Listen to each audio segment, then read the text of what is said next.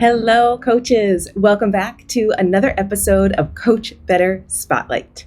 My name is Kim Capino, and I have worked with hundreds of teachers, coaches, and leaders in schools around the world to help them create thriving and sustainable instructional coaching programs. And I'm on a mission to help you coach better. Wherever you are in your coaching journey, come learn with us in one of our courses for instructional coaches or our private mentoring packages. Join our global Coach Better community and find all of our resources for instructional coaches on our website at coachbetter.tv. If you have a question you'd like to hear us answer or a topic you'd like us to discuss, please drop us a line on our website at coachbetter.tv/ask. Join our Coach Better Facebook group or find us on social media at Eduro Learning and send me a DM. Don't forget to subscribe to the channel to catch all of our latest episodes here on YouTube. Today's episode is one of our new features for Season 5, a coaching case study with one of our amazing The Coach graduates, Kristen Cameron. These case study episodes are designed to share the story of a coach and the development of their coaching program and practice in their unique school setting. Kristen is an English language development TOSA teacher on special assignment in Santa Cruz City Schools, and she just graduated from the Coach Certificate and Mentorship Program. In this Spotlight episode, we're focusing on what's helping Kristen grow a coaching culture in her school district. In the full podcast episode, we talk about Kristen's journey as a coach and how she's been working to develop her own coaching practice and the district's coaching program. We talk about what coaching looks like in her district, what works and what's challenging, her aha moments from her first years as a coach, and how she's refining her practice for the next year and what she wishes she knew before she started. If you're curious about what coaching looks like in other schools, this episode is for you. To listen to the full episode, subscribe to Coach Better wherever you get your podcasts.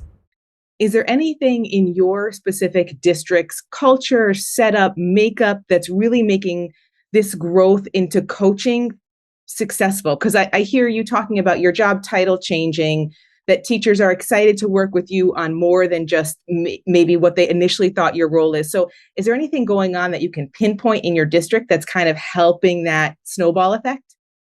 Not to toot my own horn, I have an amazingly supportive boss who in year one kind of approached and said, this is what I think the scope of your work is going to be. And a huge part of it is going to be this administrative task of helping me with this audit of our ELD programs.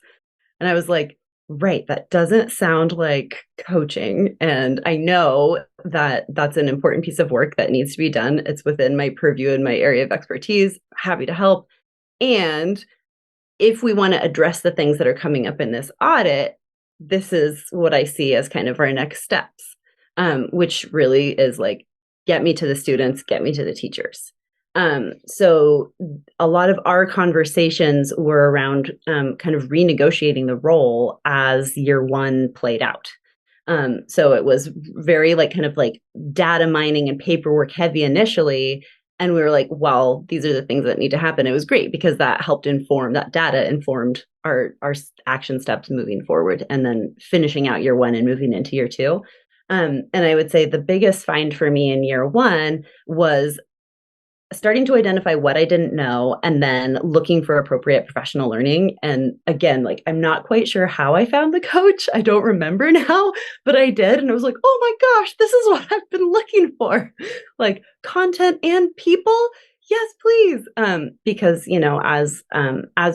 as I think is a pretty common tale, I was really kind of the only person doing what I am doing initially. And didn't really see anyone who was job alike in my district. And I was like, I need colleagues, I need partners. Where can I find them? And the idea of having a global cohort was so appealing because I don't want to just know what's happening at the public school that's just like my school down the road. I want to know what schools are doing all over the world to look for innovative practice that can really help me find the things that I think will be the best fit for my district and make the greatest impact.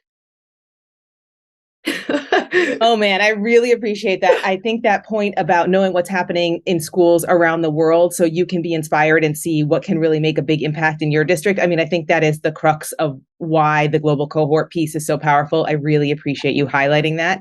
And just your experience, you're not alone being the only person doing this work and needing colleagues and needing partners and just needing to talk through things. I think that's so important. So really appreciate that. I also do want to go back to the point that you said you were talking about renegotiating the role. And I'm looking back at my notes because that is one of the things we do early on in the coach. And it sounds like you might have even done it before you joined the coach. Tell me a little bit how you had that conversation, because I think that's hard, right? Like you have an image of what you think the job is. You go in, if you're lucky, your boss tells you what they think the job is. So you got lucky in that you were able to be like, oh, he thinks this, I need to have a conversation. How did you approach that and how did that go? Yeah. I think because it was, we didn't have anything like this before.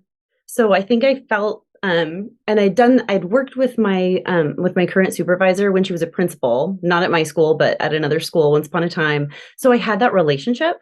And so I think like the first couple of months was like building the relationship by working within the scope that they'd presented. Like it was like, okay, yes, like I can do all of this.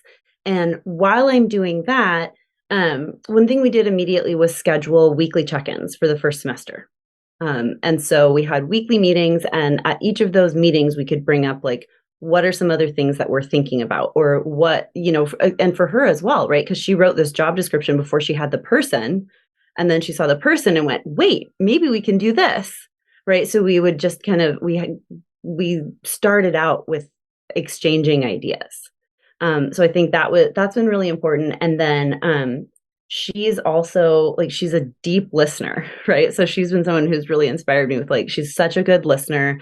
And she also, she'll always allow herself time to consider things, right? So she never I feel like so often, like we want things to change right now in education, right? We're like, we'll fix it right now today. And she's the deep thinker who's like, I'm going to think about this week and we'll take it up again at our next meeting. Right. And so I think like she's definitely been a mentor for me in regards to just watching the way that she approaches the work. Right. And so to walk into that, I've been so fortunate to have a supportive supervisor who has encouraged open communication. She hasn't just said, this is what you're doing, go out and do it. Right. She's been like, we don't know. Right. Like we're building this role in the moment. And once I found the coach and started that program and did the evaluation, and we talked about like, I brought to our meeting, I was like, here's this Thrive model with clarity, consistency, right? So, and she was like, aha, right. And I was like, I see us as being here. What are your thoughts? And she had said, yeah. And then Diana had pointed me to Coaching Matters early on, and then it's a resource that comes up in the coach with the 8 questions to consider before. And I brought those to her, and she was like, yeah, this is going to have to be part of our like long-term scope and sequence, because I can't dedicate the next month to like creating the coaching program with all the other plates that are spinning. But it's something that we keep on coming back to. Like we'll grab one of the questions. For instance, like something we picked up in the fall was about administrators. And it was this impetus to set up meetings between myself and administrators right at the beginning of the year to kind of lay out, who am I? What am I doing? What are your needs? Really was where I started, was, tell me about your site. Tell me about your teachers. Tell me about the students and what you see as the needs and how you think I can support those, like given my title here. So those conversations were really key in the fall of this year. And I think giving a real kickstart to the work. That is amazing. I think I agree. You're very fortunate that you have a boss who's a thinker and a supportive administrator and all of that. But it's amazing that you were able to have the conversation around that clarity piece and that you're able to kind of keep pushing that forward. I just happened to have another call with another international school in this last week, and they were just kind of seeking advice, like, how do we build a successful coaching program? So I kind of asked them where they were at in their process. And everything came back to clarity. Like if you can't define what coaching is, you're not going to be able to implement it and you're not going to be able to measure it.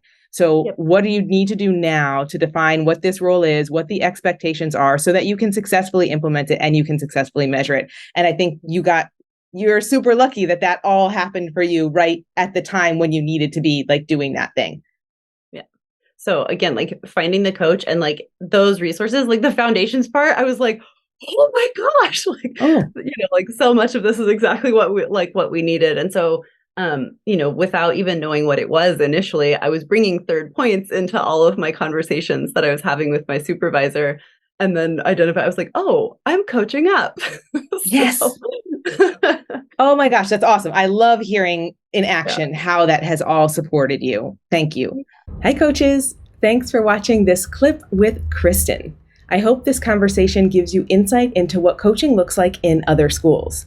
As Kristen points out, that's one of the huge advantages of joining the coach. You get to be connected for an entire academic year with a community of coaches who are all developing their program and practice, so you can really get to know how coaching works in a variety of settings. In the full-length episode, you can hear so much more about how Kristen has developed the program in her school and what she's learned about her coaching practice through her work in the coach. If this is where you are in your coaching journey and you need support as you go through the process, join us for the next cohort of the Coach Certificate and Mentorship Program. The Coach is a comprehensive academic year-long professional learning experience designed for experienced educators who are ready to be intentional and strategic in their instructional coaching role, so they can build the foundations of a thriving coaching culture. This course focuses on the essential foundations of instructional coaching and building an instructional coaching program. In the Coach, we'll support you in developing your coaching practice and program following the Thrive model for instructional coaching success. Find out more about the Coach on our website at edurolearning.com/coach. Registration opens only once a year. Applications are open right now, and registration for this cohort closes on the 24th of September. Get all the details at edurolearning.com/coach. Wherever you are in your coaching journey, we can support you. If you're curious right now and you have questions, please reach out. You can leave a comment down below, you can join our Coach Better Facebook group, or you can find us on social media at Eduro Learning and send me a DM. I'd love to support you on your coaching journey.